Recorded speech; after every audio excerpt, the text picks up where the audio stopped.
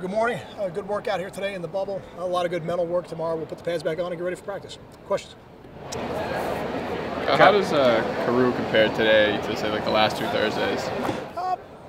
That's a good question. I won't give you the standard injury report response. I would say right now Leonte's probable for the game. You know, we feel good about him. He's been able to do a lot more this week than last week.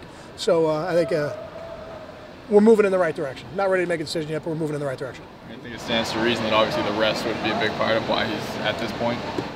Yeah, I would think so. I mean, it's a rest, recovery, and there's always a certain amount of rehab also involved. You know, just because he's not practicing doesn't mean he's not working. There's just other stuff that he's doing.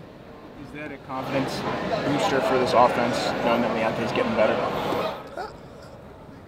I don't know if it's a confidence booster, but I know this. Leonte is one of the better players in the country, and when you have him out there, it makes your offense better, that's for sure. I appreciate a lot of jokes about the standard injury report answer last night at the radio show. Sure. I got to ask, the notebook that you have on the sideline, what are you writing down in there during the game without giving away too many A lot of secrets? speculation on that. Yeah, a lot of speculation on is that it over the years. Things you want to see on film when you look back, or just mental notes? Or A lot of some of it is just things that happen throughout the course of the game. You know, the things that are important to winning the game. The drive start allows me to kind of keep track of how we're doing in the drive start.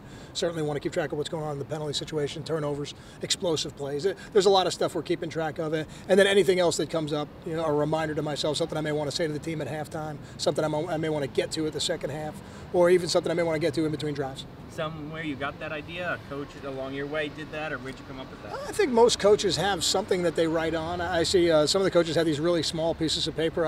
I couldn't operate like that, so I've got a little bigger version maybe. You're aware of the attention that seems to generate from the fan base, though? I've gotten a lot of questions on it over the years. It's very flattering that people want to know what I'm writing down there. You're obviously constantly evaluating players all year. How do you think your two coordinators have progressed throughout the year?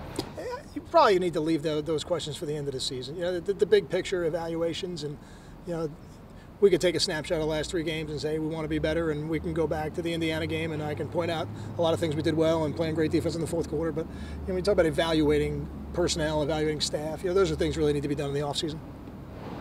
We haven't really talked about him a lot or asked you a lot about, but Collins, just how much of an impact can he make on the game? He's a really good player. Yeah, really good player. Somebody we had to play against last year, and they use him in a lot of places. You know, he's certainly a big, strong, physical guy.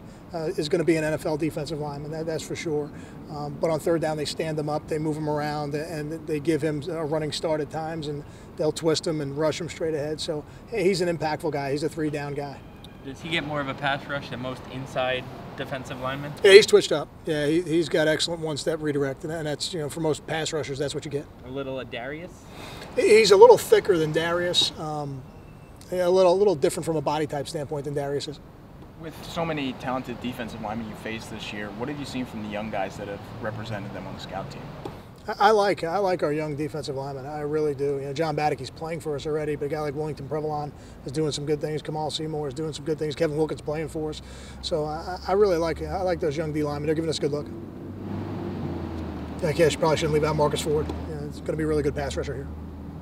With their quarterback, we've talked about how their offense has changed a little bit. What is he doing better? Did you know he was this good a quarterback, actually, you know, last year when he was running more option?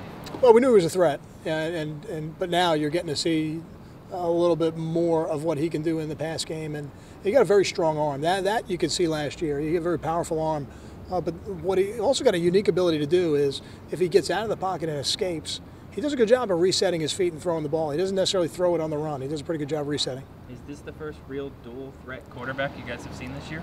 Well, those guys from Ohio State, I think, they do a little bit of both. Yeah. Thank you, guys.